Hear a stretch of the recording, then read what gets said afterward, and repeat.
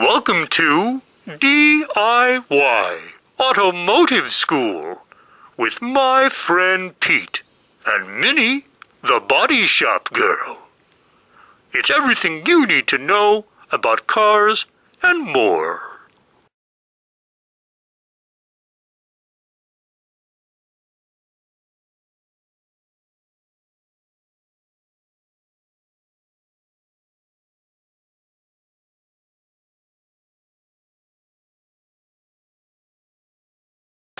So to speed things up here, what I'm going to do, I'm going to take my blower and I'm barely going to give it just a little bit of air on it.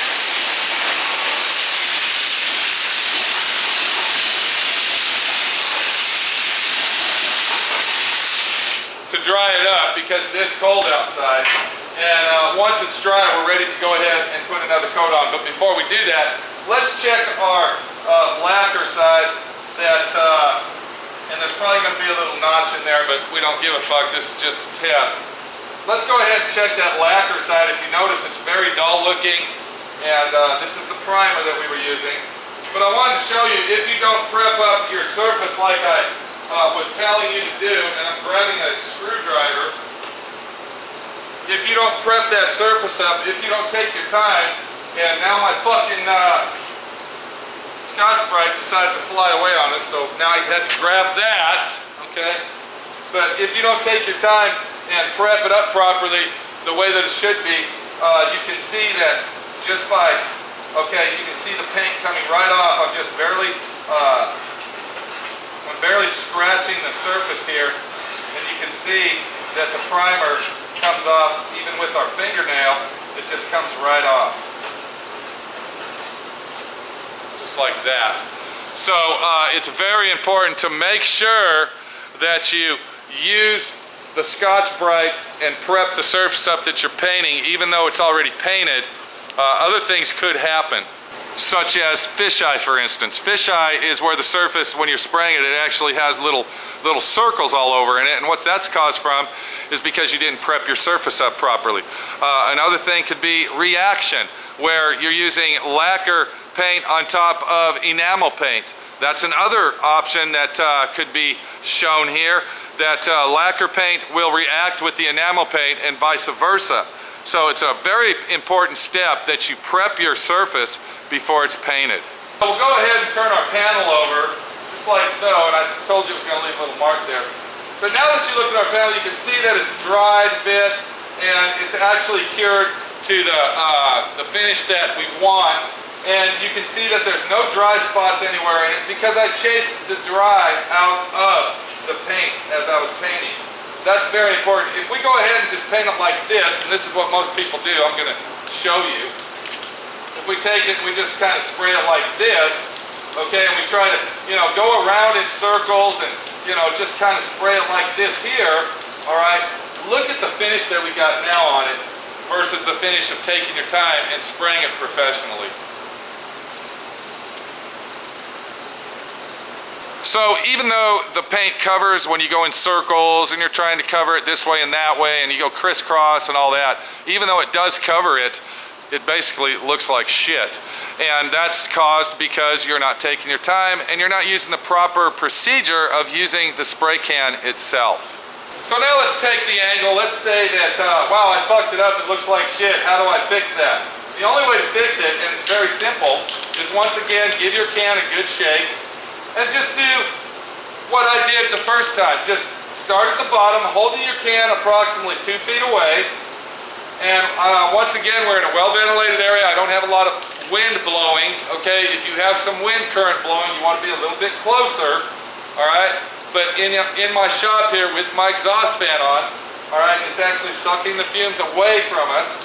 What we want to do is find the spot, the sweet spot, you might call it, and just start at one end and watch how I stop here and then I start again and I stop and I start. It's kind of like a robot arm, and that's the way that you want to go ahead and paint your surface, whether it's a plastic chair or an outside furniture or maybe a car or your guitar. But watch the angle and the steps that I take to spray this surface that looks like shit, and I'm going to make it look like brand new again. And I'm chasing the dry out. I'm watching this line right here. If you watch real close, you can see it rise.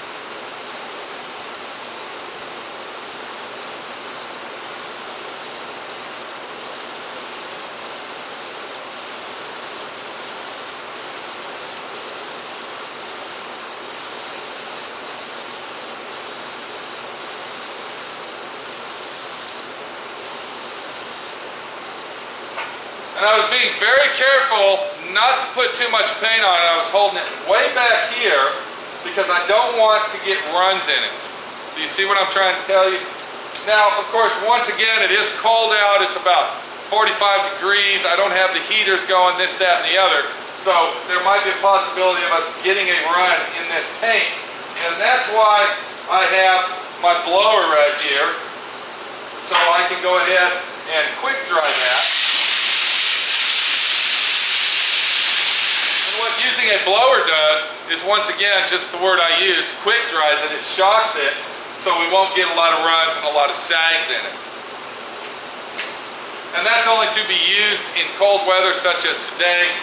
You wouldn't use that in the summertime because it would already be dry. So now that you've learned how to spray, always start and stop. Keep your hand at a nice, even, robotic style movement. As you're moving up, chase the dry out. If you see a little spot, catch the dryness before it dries, all right? You always want to come back, but always chase the dryness out of your paint job all the way up, or, you know, if you're going to spray this way, you want to come whichever way your angle is here, you want to make sure that you trace dryness out of the panel that you're painting. So now we're going to go ahead and turn this over, and I don't know if this will react or not because the paint that I actually used here is a primer.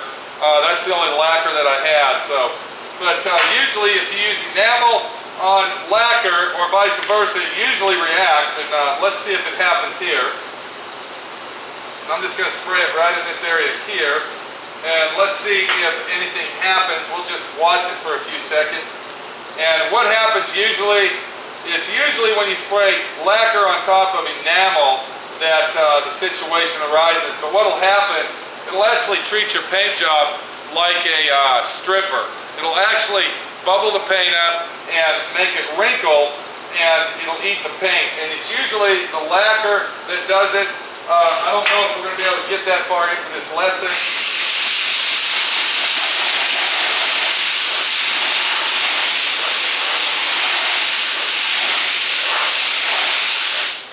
That a little dry there, a little air. But we'll go ahead and spray some lacquer on top of the enamel and see if it happens or not. I don't know if it's gonna, because we're really, you know, now we're just shooting in the dark here, trying to get something to happen that probably won't. But yeah, it's not gonna happen today, but you know what? Now I can say S, W, R, and C was here. So I hope you learned something out of this little lesson. You know, you might want to paint some of your truck pieces inside your vehicle, or you might want to paint your door handles, or, you know, like I said, you might have some wrought iron furniture outside that needs painting. All you got to remember is the way that you paint it and how far away it is, and always do it in a well-ventilated area. Try not to paint outside, because most of the paint, if you do this outside, most of the paint's just going to go in the air, and you're going to go ahead and use 3 times as much spray paint as you are doing it inside, like a place like this with an exhaust fan.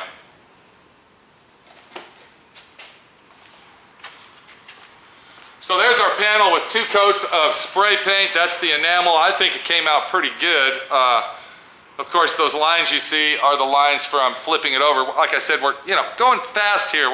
This is a lesson. This is a My Friend Pete quickie lesson, straight from SWRC straight to you. So if you're going to use spray paint out of a spray can for anything, take your time and do it right. Look at the gloss shine in that. Wow, I can see my camera. I wonder if I can actually see myself in there moving around. Huh, okay. So take it easy. SWRNC, My Friend Pete, your friend Pete.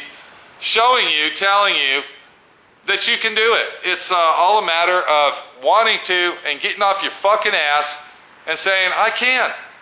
What is so fucking hard about that? Why? Why is it so hard for you, thank you very much, to get off your ass and say, I can do it?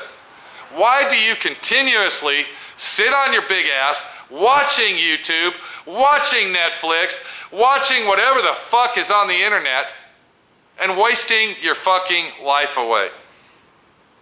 That's not my business. I don't give a fuck. But in a way, I do care, because I'm a caring person. So do my friend Pete a favor at least. Get off your fucking ass and do something!